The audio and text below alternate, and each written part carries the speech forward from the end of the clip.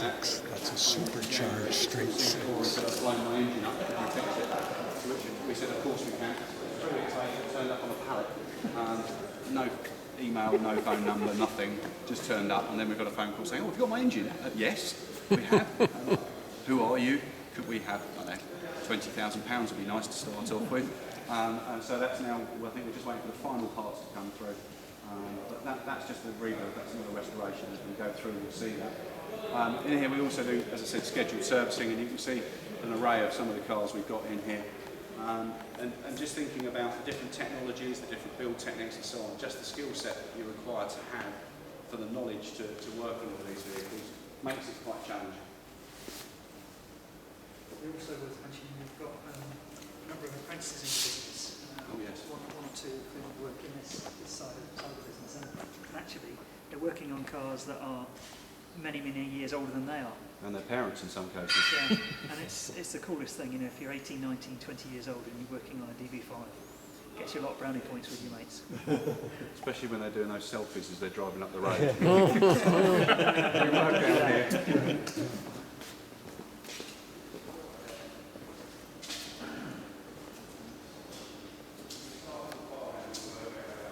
What's that one? That's a rather unique look.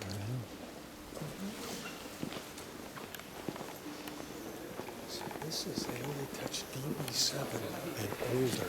So Vanquishes wouldn't come in here? Not in here. This is heritage Jeep. Look at this. We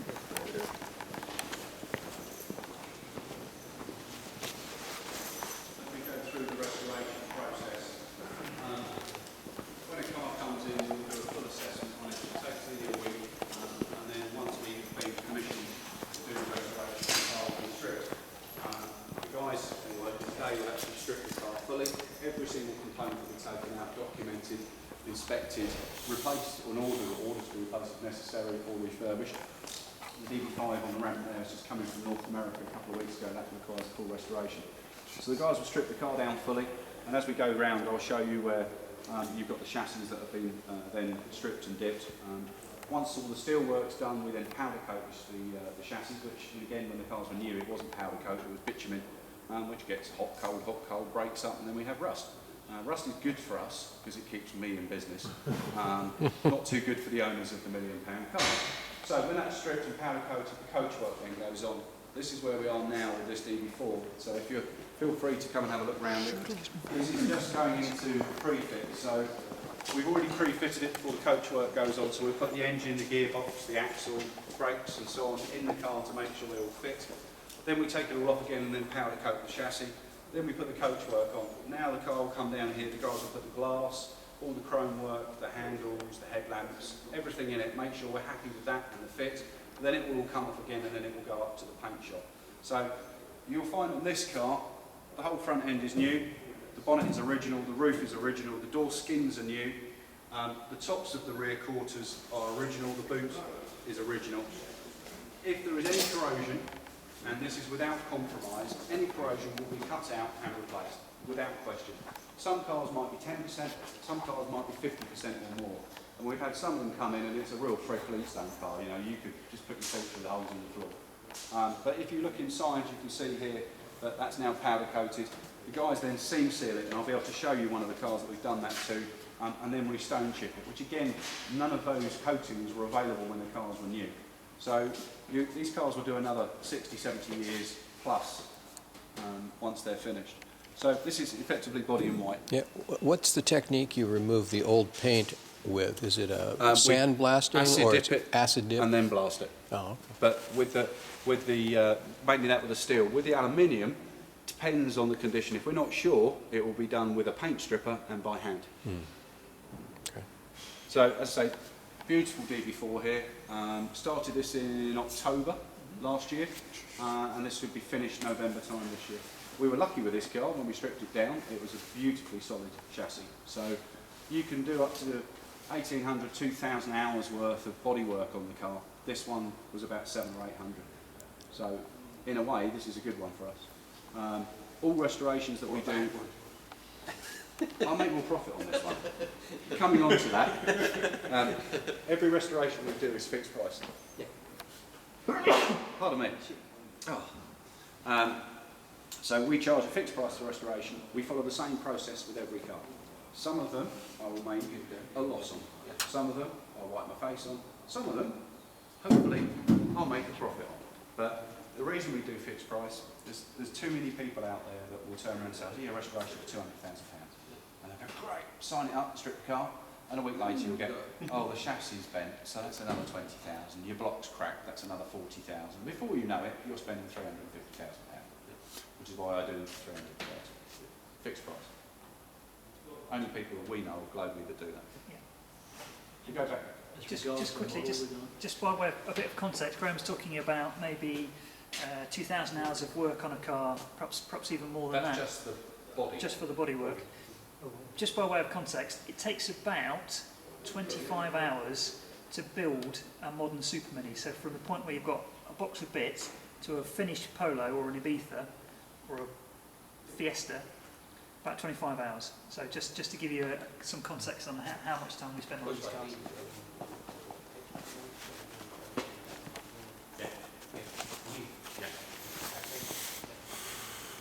You understand, not many people are actually restoring these cars for financial gain. They're restoring these cars because they love them, they're beautiful, and they're emotionally attached to them. An Aston Martin is something you choose to buy. It's not something you have to buy. So it's an emotional attachment. But we've also seen the values of these things going up in the last, especially in the last 5 years. It's so phenomenal that. And she's purchased this, and she's always wanted one. And she wanted the little things bespoke because where she bought the car from, the actual seat base was too high, so she couldn't actually get the steering wheel past her knees. So we changed that. We put a modern stereo system in it. We changed things like fuel lines, brake lines, and so on. But you know, it's a beautiful car. It's not original. It's been restored at some point, not here, but very nice car.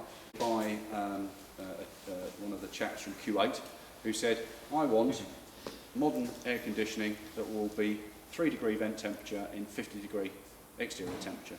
And we said, "Okay, that's no problem, but we need a car to do the development." He said, "There you go." So my guys did the full test. So they've been to Nardo, they've been to Q8, they've done cold testing and so on. But it's pretty cool, isn't it, when you can drive down the road in one of these testing your aircon with your development box on the passenger seat. Finished that, the system's been in place for a couple of years. We put it back into the restoration plan, and it's now here for inspection and then stripped, and it'll be restored. So when we do go through a development program, a test program, we follow exactly the same program as the factory would on the new. It's just to take a little longer as possible. So it's example there. Fairly rare car there, the white car, being a DB4 GT Gecko. It's an interesting one here. This one actually has got an automatic transmission in it, which a lot of people sign and say you can't do that. However, if you're in a position where you can't drive a manual car and you want one, you can commission us to convert it. So the guys here have developed an auto transmission, but rather than using a room factory 3-speed, we've now got a modern 4-speed ZF gearbox. Some of you can see, and I can't encourage you to walk under the car, but if you can see it, it's actually you can see the depth plate that the guys developed here from the engine onto the gearbox, and also the depth flywheel and the talking wheel. So, as I say, a lot of viewers say, "Oh, you can't do that." But you know what? If someone's in a position where they can have this car, but they can't drive the manual, then we can do that. So, yeah, that'll be finished July. I'm looking forward to this one. Here's an example of finished engine that's been dynoed. So when the guys have built the engine, we always get them dynoed. Once we're happy with the dyno results, they're then dressed up. This is ready to go into the next restoration. If you look behind you, there's one that's just come out. So this shows you the difference from before and after. Over to the right, we've got a DB24 restoration. This car will be finished next month. We're just in final stage build now. The gentleman bought it at the good of 5 on 2011. And this side.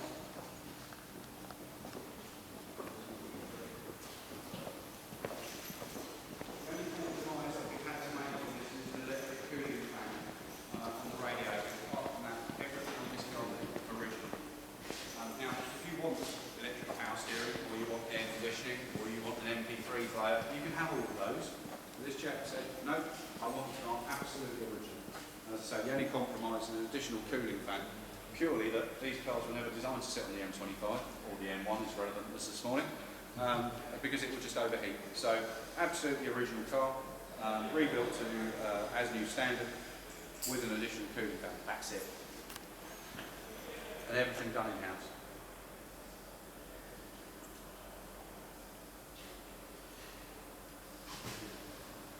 Okay, we move up this way, we're going to the panel shop. Anybody got sensitive hearing? Have you heard that? Yes, everyone. All I'm saying is the panel area, the guys are working very noisy. If you do have sensitive hearing, bring on board and help the safety bit. There are any other things.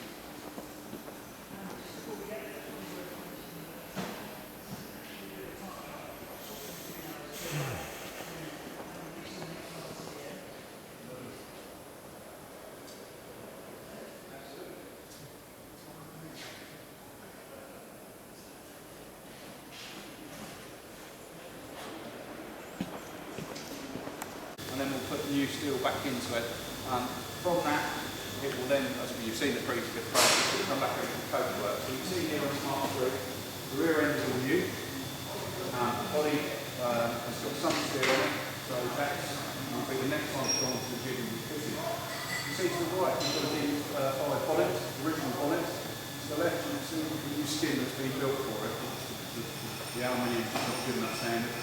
You can see at the back is the Mark III front end. That was reverse engineered because we didn't have a body butt for it. And the way that I reverse engineer it, it's a bit of sheet of plastic that they over the panel. They can work out from their knowledge how far they can manipulate the aluminium before it goes deep. So we're going to say thickness all the way through. Then they'll take it back, get a plate, cut sheets of aluminium, cut it out, and then they'll manipulate it using the English wheel and then their skill. So you can see here, this is the rear end. You can see where this is sort of a pretty standard scene for us. So you can see where it's had a bit of filler in it in the past, and it's been stripped back. So the guys will only cut out and replace what they have. That's all they know when I come in it, and then start vacuuming again. You can see there you've got a DB5 front end, absolutely brand new, all done in-house. Yeah, if you have the V8, this is the original body part of the car from now on the advantage. So if you want to replace the panel through corrosion or if you have an unfortunate accident, the guys can make it into the original body part of the car from now on. Required to make the front end, and this is exactly what I'm saying. You can only manipulate the aluminium so far. So if you want a front end, just to do this wing, you've got 1, 2, 3, 4, 5, 6, 7 panels. So the guys know how far they can manipulate each section. Then they're welded. Please feel free. This is welded and handled. So that's the final finish. You see different stages, so that's where it's gone a bit further. And then what they'll do is they'll go over it with a DA disc or a sanding disc effectively to take it down, which I see just the gentleman there. From that it will then go over into the all done exactly the same way. Scott rightly said, we're going back to the 50, 60 years of transition. Charlie, who runs the shop, was an apprentice over the road. And 21 years later, he now runs the shop. So that's quite good. And Jonathan, we mentioned about apprentices last year, we decided to put a apprentice in there. Now that's a three of actors. And then a 17-year-old man.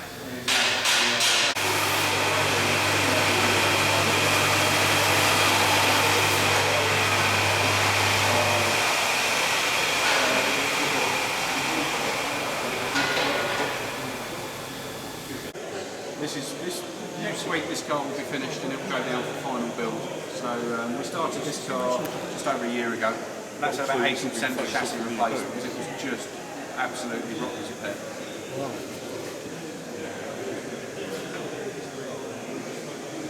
It's always fun rolling the thing over. So this is DB3S, chassis number 5. So this one Le Mans with Sir Sterling Moss, Roy Salvatore and Mr Brooks. It's also the car that was in the film School for Scoundrels with Terry Thomas. Some of us will remember, some of us won't. Even his dad doesn't remember, but so it's he's got worth YouTubing it. Right. But a very rare car. That's just in final touch-up, and that's going off to race the million. And this is where I say to you, we'll only replace the steel where we have to. So you can see here, this is all still original and pitted, but it's still structurally sound. So you could make a brand new chassis if you wanted to, but why would you? So what we've done here is, again, it's all blasted, stripped, and we'll only replace what has to be replaced. This will go for a body fit when the body's finished, and then the chassis will go away, be powder coated. The beauty with having the chassis and body separate is we can actually build this pretty well all up, running gear, engine, even to certain extent wiring loom, and then we can put the body on it.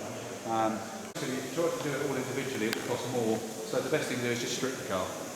But then we can go through the process of making sure any corrosion that is there is removed.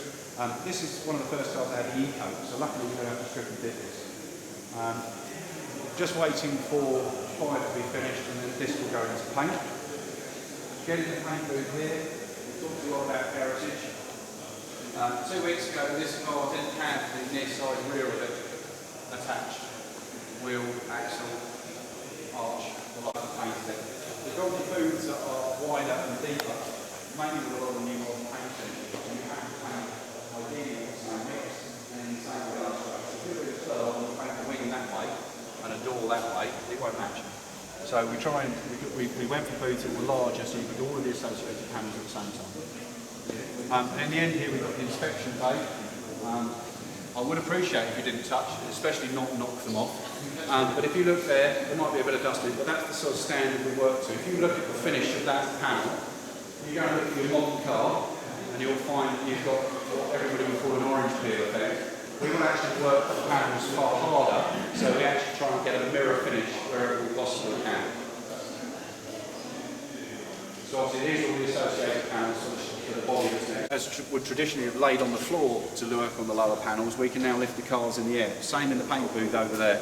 Twofold. One, if you're lying on the floor, you're getting covered in rubbish, and also you've got more chance of back injury. These guys get paid a lot of money. We spend an awful lot of money training them. The last thing you want them is off with a bad back. So it's good for the staff, but it's also good for the quality of finish. If the cars are in the air, all the dust and rubbish that's on the floor. Very good graphic example of how the chassis of these cars are produced. Now, this was pretty much the first variant that we used of the VH platform. And you can see here where you've got the extruded aluminium, and it allows you to pretty well unlimited amount of adjustments across the different models. So you're going in this plane and this plane. A lot of the things as well you find with the Volanti models that we produce is that the actual strength that a lot of manufacturers have on a normal monocoque chassis is within the roof. We don't need to have that. So you can see here where it's riveted and bonded. Most monocoques are actually spot welded or hand welded together. We don't use this technique, and all done through aluminium. So again, it's flexible. It also, if you come to the front, allows much cheaper repairs. As any of you who have been in an unfortunate situation where have to have it repaired, all of this, pretty much from here forward, can be unbolted and taken off without actual damage to the chassis. This is the first crash structure as well. So again, the way the car's designed, they're very strong, but also you've got a very large area for crash structure. So again, that stops any intrusion into the actual passenger area. As I say,